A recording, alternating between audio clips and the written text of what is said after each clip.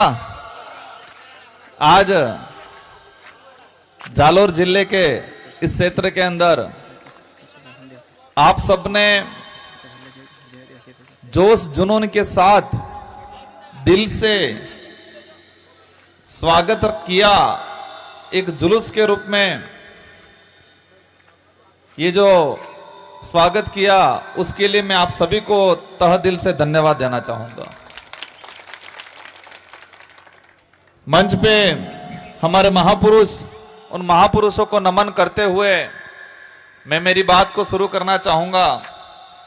और साथ ही इस मंच पे विराजमान हमारे स्थानीय विधायक प्रत्यक्षी रहे मैडम रमीला जी, और बाड़मेर से जुझारू सांसद प्रत्यक्षी रहे ताराराम जी, साथ ही हमारे एडवोकेट साहब श्रवण जी, भीमसेना के जिला अध्यक्ष जालोर, बाड़मेर, जोधपुर की सारी टीम, और इस पांडाल में विराजमान बड़े बुजुर्ग, हमारी माताएं बहनें, एससी समुदाय, अन्य समुदाय से जो भी साथी आए हैं, आप सबका तहे दिल से धन्यवाद देना चाहूंगा। साथियों, और इस काबिल मुझे यहां जो बनाया, मुझे 2 बार विधायक बनाया और मेरे विधानसभा क्षेत्र के साथ साथ पूरे समुदाय का प्रतिनिधित्व करने का अवसर मिला मुझे राजस्थान की विधानसभा के अंदर। और मैंने दिल से कोशिश किया कि मेरे समुदाय के लिए, मेरे विधानसभा की क्षेत्र की जनता के लिए, देश हित में, राज्य हित में, आने वाली पीढ़ी के हित में जितना हो सके इतना योगदान देने का काम किया पिछले 5 सालों में। और बांसवाड़ा की जनता ने मुझे सांसद बनाया अभी, तो आज जो मैं आया, मुझे उस काबिल बनाया, उसका श्रेय डूंगरपुर बांसवाड़ा की जनता को जाता है। उसके लिए एक बार जोरदार तालियां बजा दो। कई जगह ऐसा इलाका है आज में जनता ने मुझे जिता दिया मेरे निर्वाचन क्षेत्र की, लेकिन मैं नहीं जा पाया हूं आज। और बांसवाड़ा डूंगरपुर की जनता ने मुझे इस काबिल बनाया है कि मैं आपके बीच में आया हूं आज।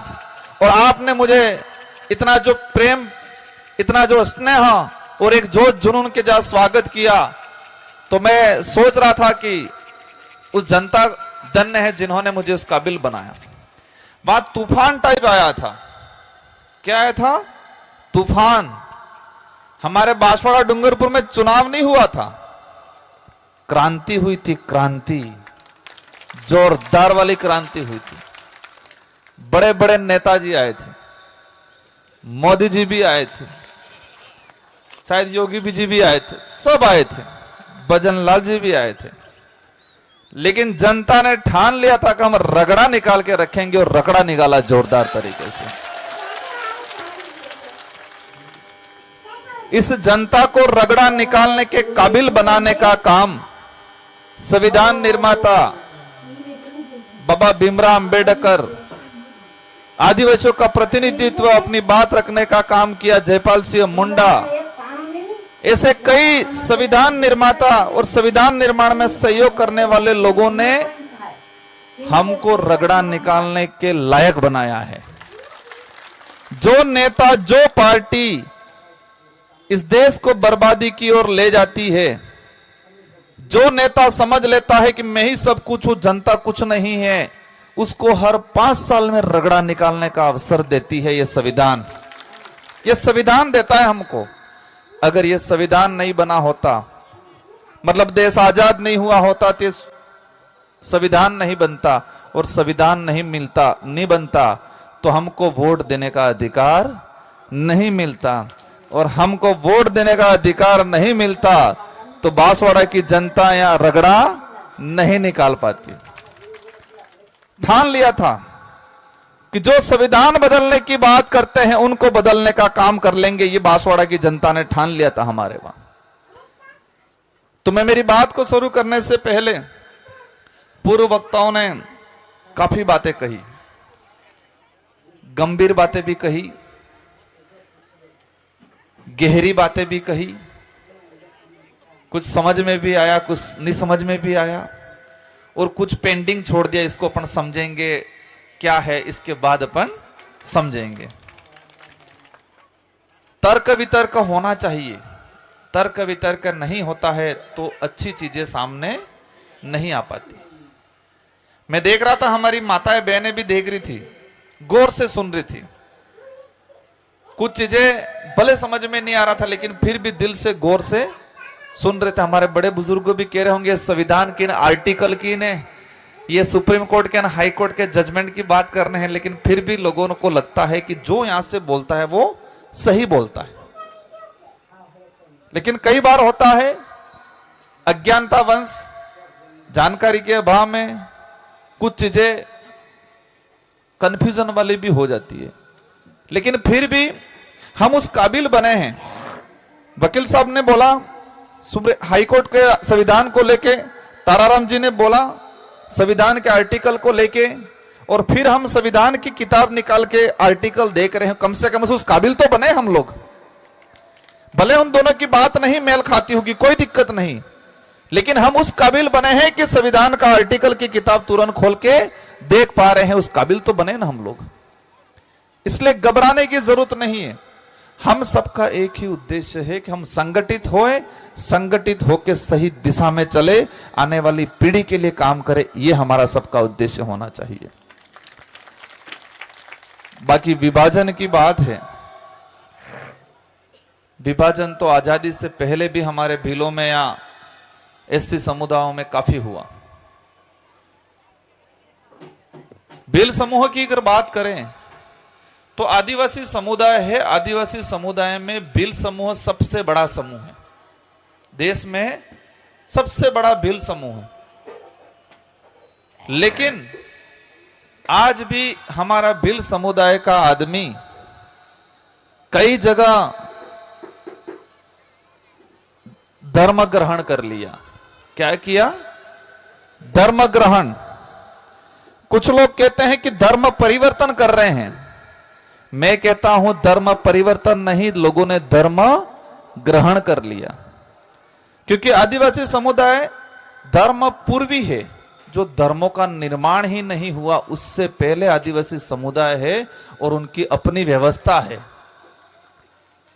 लेकिन जैसे नए नए धर्म आए, आदिवासी समुदाय को या भील समूह को अच्छा लगा, उन्होंने, किसी ने हिंदू धर्म ग्रहण कर लिया, किसी ने ईसाई धर्म ग्रहण कर लिया, किसी ने बौद्ध धर्म ग्रहण कर लिया, किसी ने मुस्लिम धर्म भी ग्रहण कर लिया। कई भील समुदाय के लोग जैन धर्म में भी बने हुए। महाराष्ट्र के अंदर हम ये भरतपुर और ये मेवात पट्टी को अगर देखते हैं, वो भी भील समूह से लेकिन मुसलमान धर्म अपना रखा है। इसलिए आदिवासी समुदाय हर जगह बटा है, धर्मों में बटा है। पहले धर्म ग्रहण किया, फिर परिवर्तन किया। पहले ग्रहण किया, फिर परिवर्तन किया, ऐसा लगता है मुझे। तो हमें इन चीजों में नहीं पड़ना है। हमें यह मानना है कि इंसानियत है, मानव धर्म सबसे बड़ा धर्म है। इंसानियत है, मानव धर्म ही सबसे बड़ा धर्म है। और जो धर्म मानव से मानव को नफरत करना सिखाता है, वो धर्म नहीं हो सकता है, वो धंधा है, धंधा।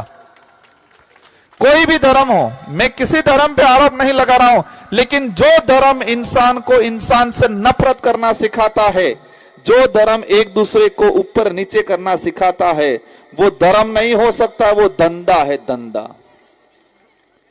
इसलिए इन लाइन में हम आगे नहीं जाएंगे, न मेरे वक्तव्य में जाएंगे, न आपको आगे जाना है। रही बात हमारे भीलों की, भील समूह के लोग हमारे रावत बने हुए। कुछ रावत एसटी में हैं, कुछ आज भी एसटी में नहीं है। हमारे कुछ भील समूह के लोग मीणा भी बन गए, कुछ भील समूह के लोग राणा भी बन गए, जो यहां पर भी होंगे, है कि नहीं है? और ये दरार अगर धीरे धीरे धीरे धीरे धीरे लंबी चलेगी, 50 साल बाद कहेंगे ये भील अलग है, हम तो राणा है अलग, यूं कहेंगे।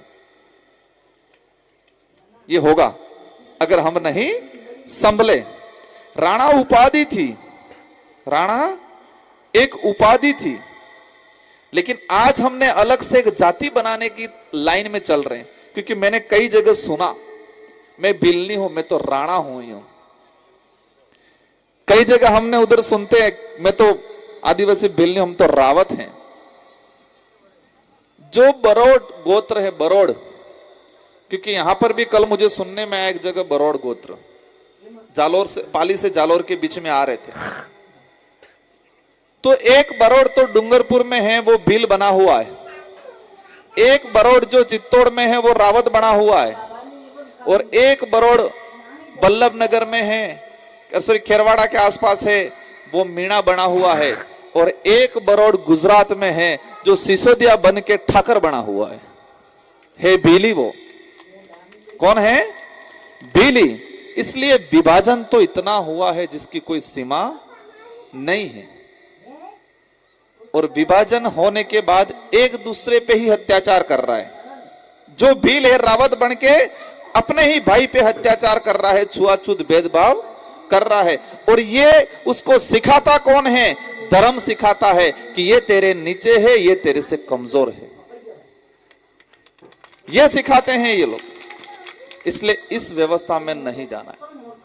हमें एकजुट होके हमारे अधिकारों के लिए, हमारे आने वाली पीढ़ी के लिए और स्वाभिमान के लिए लड़ना है। किसके लिए? हक अधिकार के लिए, स्वाभिमान के लिए। हमारे बुजुर्ग लोग कहते हैं स्वाभिमान से बड़ा कोई चीज नहीं हो सकता है। और महाराणा प्रताप के साथ में राणा पूजा की पूरी फोर्स लगी थी, तो महाराणा प्रताप ने यह नहीं कहा था कि तुम हमारी सेना में भर्ती हो जाओ, हम तुमको तनख्वाह देंगे, ये नहीं बोला था। भीलों की सेना राणा प्रताप के साथ लड़ी, क्या तनख्वाह के लिए लड़ी थी? क्या उनको कहा था कि आपको ये जमीन दे देंगे? क्या जमीन के लिए लड़ी थी? कोई भी सेना, आज सेना में भर्ती होते हैं तो तनख्वाह देखते कि नहीं देखते हैं सिपाही? हमारे पुलिस वाले साथी भी हैं यहाँ, तो पुलिस में भर्ती हुए, ड्यूटी निभा रहे, लेकिन उनका तनख्वाह देखते कि नहीं देखते? उस समय भी जितने जो राजा थे, अंग मुगल थे, तो जो सेना थी वो तनख्वाह कहीं न कहीं मिलती थी। लेकिन महाराणा प्रताप की मेरी जानकारी में कितना सही हूं मुझे नहीं पता, लेकिन जो भीलों की सेना उनके साथ गई थी वो तनख्वाह पे नहीं गई थी। वो जबान दिया था उनको, वचन दिया था उनको कहा था कि हम कट जाएंगे लेकिन झुकेंगे नहीं। वचन पे गए थे भीलों की सेना, तनख्वाह पे नहीं गई थी। अगर तनख्वाह पे गई होती सेना तो टिकती नहीं। वचन वाली सेना थी, इसलिए टिक के रही हल्दी का टीके युद्ध में। तनख्वाह वाली टिक पाती? तनख्वाह वाली सेना टिकती? पैसे वाली टिकती? वचन वाली सेना थी, जबान दिया था, स्वाभिमान के लिए लड़ रहे थे। तो साथियों, आज की तुलना में मैं जो देख रहा हूं उस समय से और आज का, हमको इतना बांटा जाता है, बांटने के बाद हमको लालच दी जाती है, लालच देने के बाद दया भाव दिखाया जाता है, दया भाव दिखाने के बाद अंत में मार ही दिया जाता है। कैसे? एक उदाहरण बताऊंगा। एक भाई साहब थे हष्ट पुष्ट, एक जगह से मार्केट से 2 मुर्गे लाए फर्स्ट क्लास, 12 महीने कुकड़ो हम कहीं मुर्गा। तो 2 मुर्गे लाए और 2 मुर्गों को कहा कि अगर आज की रात आप सुबह 4 बजे नहीं बोलोगे तो मैं तुमको नहीं मारूंगा। आज सुबह 4 बजे आप, क्योंकि मुर्गा 4 से 5 बजे बोलता कि नहीं बोलता है, तो उसने कहा कि अगर तुमने बोलना, अगर बोले तो मैं तुमको मार डालूंगा। तो दोनों मुर्गों ने विचार किया, यार जिंदा रहना इसलिए बोलना बंद कर दें।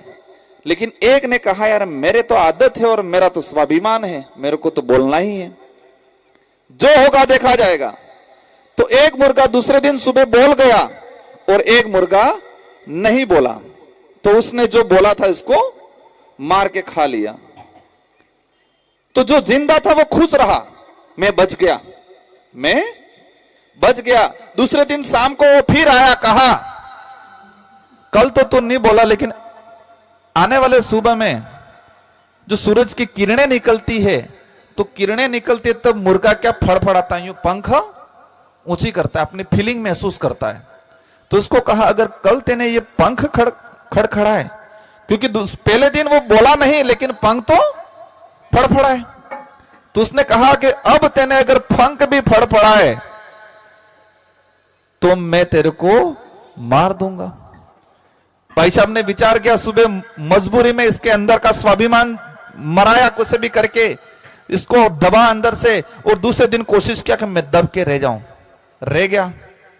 2-3 दिन बाद फिर उसने कहा, पंख फड़फड़ाना बंद कर दिया, सुबह उठ के बोलना बंद कर दिया, लेकिन वो गर्दन एक लंबी करता है और वो तिल के ऊपर आती है, वो हल्का यूं हिलाता है, तो वो करना सिर्फ शुरू था।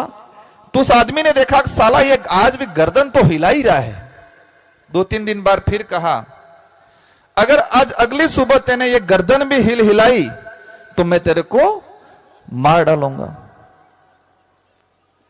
फिर उसने विचार किया कि मैंने बोलना बंद कर दिया, मैंने पंख फड़ाना बंद कर दिया, अब गर्दन की बात आई है। तो फिर दूसरे दिन कोशिश किया कि गर्दन भी नहीं हिले, लेकिन वह दाना आया तो हिल ही गई और उसने आखिर में मारने के आदेश दे ही दिया। फिर वो मुर्गा रोया बहुत कि मैंने मेरा स्वाभिमान मार दिया, मुझे मरने से पहले मैंने मेरा स्वाभिमान मार दिया। और एक भाई था, वो मरा जरूर लेकिन उसका स्वाभिमान नहीं मरा। तो आज हमारे समाज में भी कई जगह यह स्थिति है। समझ में आया कि एक जना था, उसने अपना स्वाभिमान नहीं मारा और अपना मरना मंजूर किया, और एक जने ने अपना सारा स्वाभिमान मार दिया, लेकिन अंत में भी मरना पड़ा। तो उसने मरते वक्त कहा कि मेरा वो भाई महान था जिसने स्वाभिमान नहीं मारा, वो मर के भी जिंदा रहा, और मैंने मेरा सारा स्वाभिमान मार दिया और अंत में भी मैं नहीं बचा। तो ये डीटीएस भी थोड़ा ऐसा, ये सॉरी डीटीएस तो हमारी मांग है, लेकिन सुप्रीम कोर्ट का जजमेंट भी थोड़ा ऐसा ही लग रहा है मेरे को। ये जो सुप्रीम कोर्ट का जो जजमेंट आया है कि वो भी थोड़ा ऐसा ही लग रहा है मुझे। इस क्षेत्र में रिजर्वेशन का लाभ नहीं मिला, यह सच्चाई है। इस क्षेत्र में अन्य इलाके से आने वाले एसटी ने फायदा लिया, यह सच्चाई है, जिसकी वजह से स्थानीय हमारे भील समुदाय के साथी को आरक्षण का लाभ नहीं मिला, यह सच्चाई है। लेकिन उन्होंने जो दाना फेंका है, उन्होंने जो आदेश किया है, वो वास्तविक हमारी मांग है उसको पूरा करेगा या आपस में लड़ाएगा, ये थोड़ा विचार करने की जरूरत है हमको।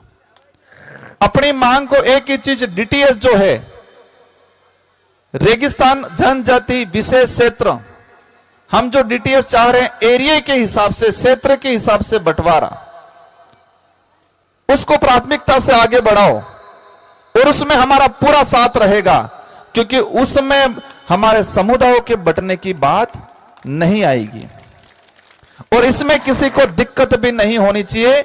इसलिए हमें मूल रूप से हमारा जो डीटीएस की मांग है, हम चाहते हैं कि जालोर में भर्ती है 3rd ग्रेड की, तो जालोर का आदमी ही या बाड़मेर का आदमी ही लगना चाहिए। ये लड़ाई हमको लड़नी है, लेकिन वो सुप्रीम कोर्ट ने आपको बांटने के चक्कर में, आपको इधर इधर भड़काने के चक्कर में, आपका स्वाभिमान खत्म करने के चक्कर में, आपका भविष्य खत्म करने के चक्कर में बड़ी लड़ाई जब आएगी तो ये समाज कभी एकजुट नहीं होगा। इसलिए इन सारी चीजों को, हो सकता है मैंने कुछ बोला उसमें कुछ कमी हो सकती है, लेकिन सच्चाई को परख के आज का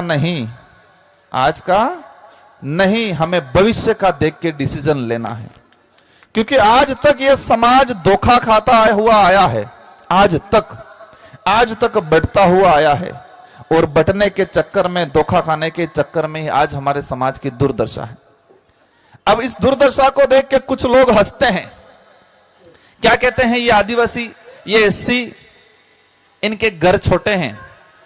दिल से मस्त रहो, कहना हमारा घर छोटा है लेकिन हमारा दिल बड़ा है, तुम्हारा घर बड़ा है लेकिन तुम्हारा दिल है ही नहीं, छोटे की बात नहीं है।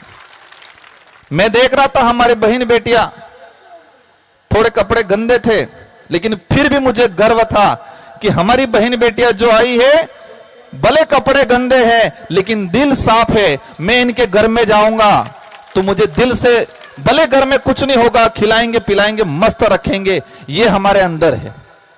और कपड़े कितने भी साफ सुथरे हों, लेकिन कई लोगों का दिल साफ नहीं होता है। इसलिए घर छोटा है तो घबराने की जरूरत नहीं है।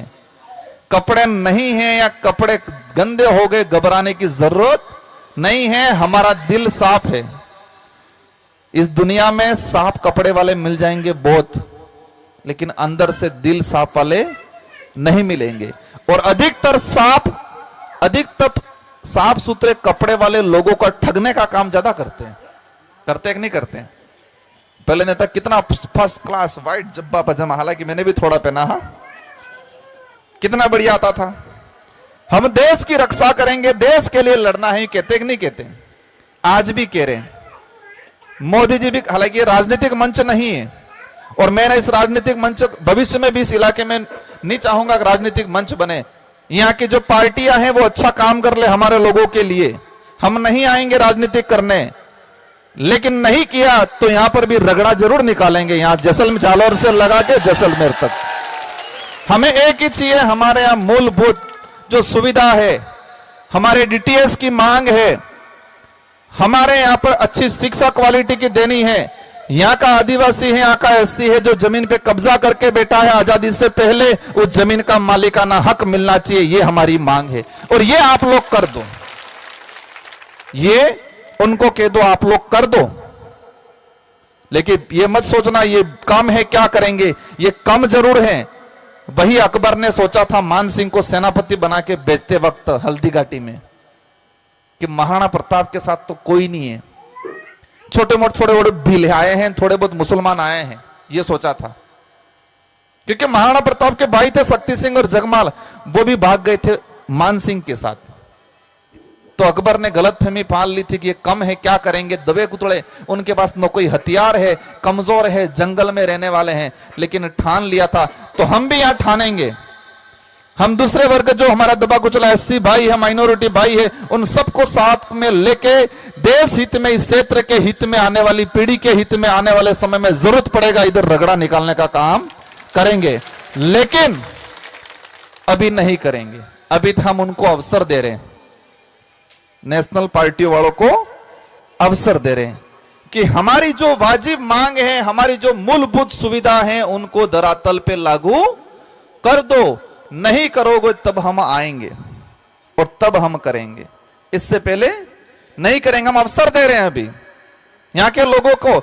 एक चीज देखा है मैंने, जब हमारा समाज अधिकार की बात करता है, जब हमारा समाज मूलभूत समस्या की बात करता है, जब हमारा समाज शिक्षा की बात करता है, जब हमारा समाज नौकरी की बात करता है, जल जंगल जमीन की बात करता है, तब कुछ लोग हमारे समाज को धर्म में बांट के लड़ाने का काम कर लेते हैं, भटकाने का काम कर लेते हैं।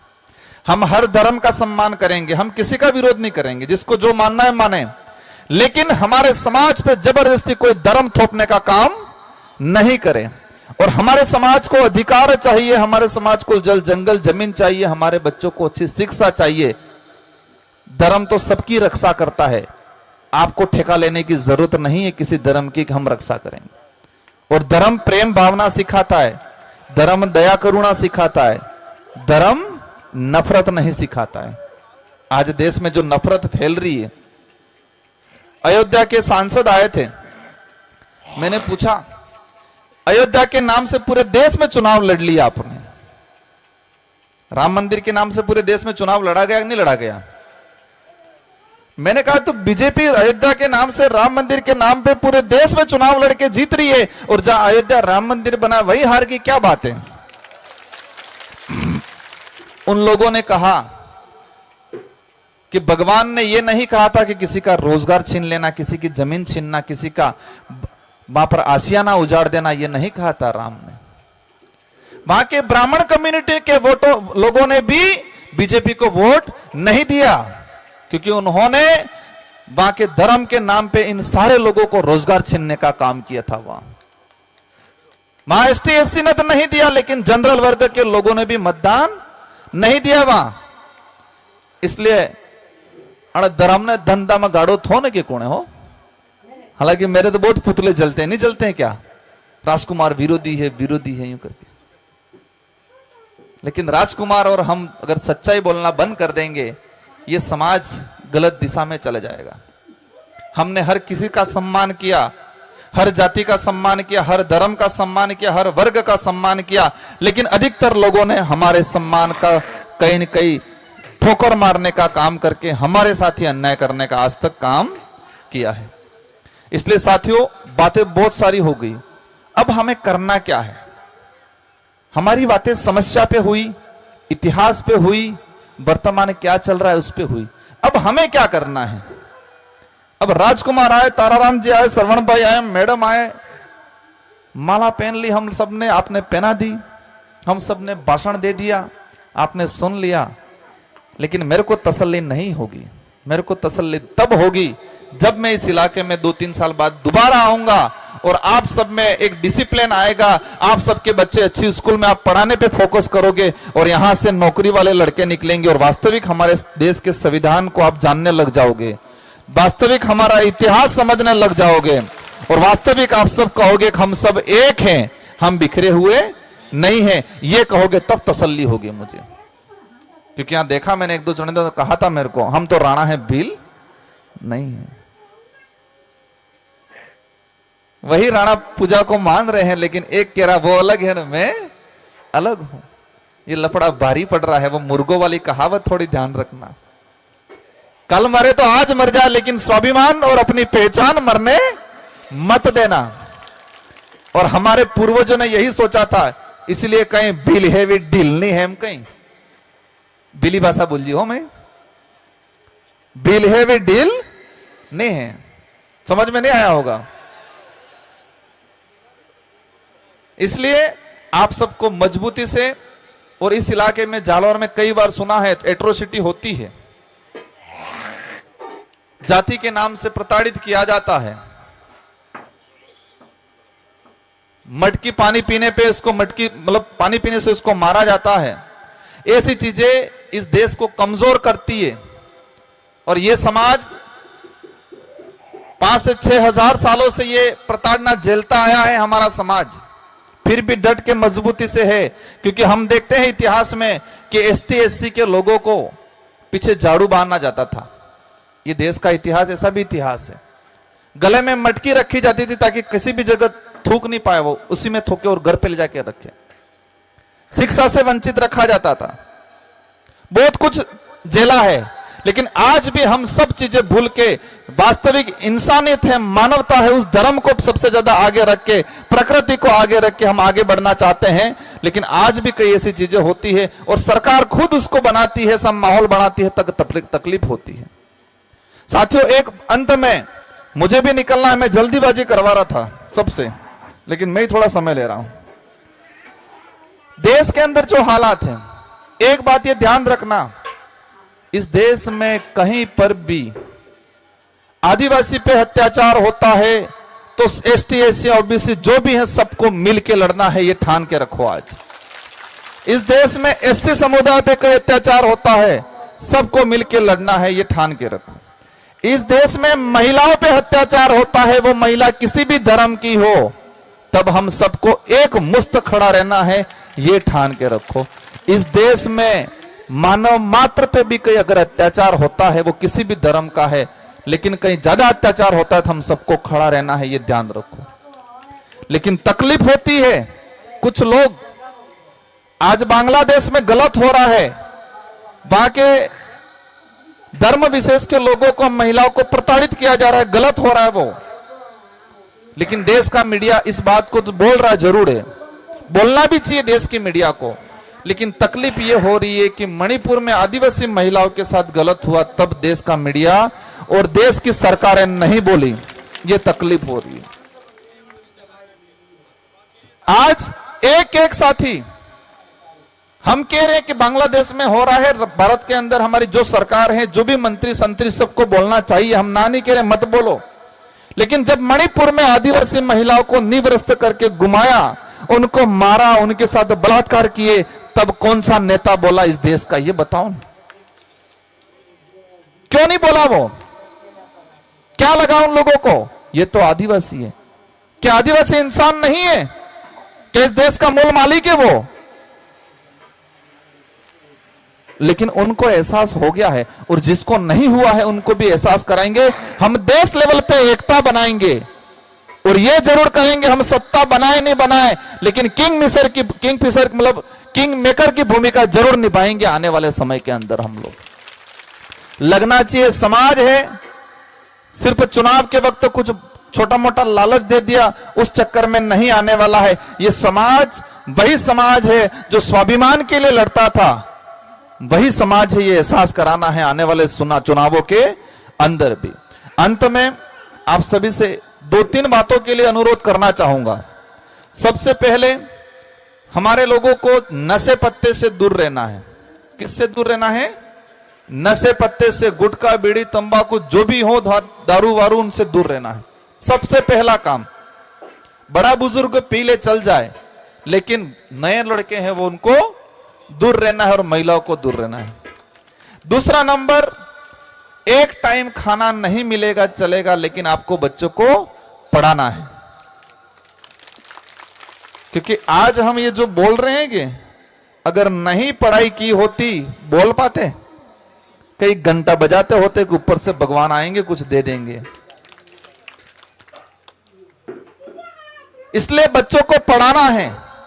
और एक ही बात ध्यान रखना कि हमारा सबसे बड़ा ग्रंथ संविधान है, और इस ग्रंथ से बड़ा कोई, बाकी ग्रंथ पढ़ो न मत पढ़ो, लेकिन संविधान जरूर पढ़ना है हमको।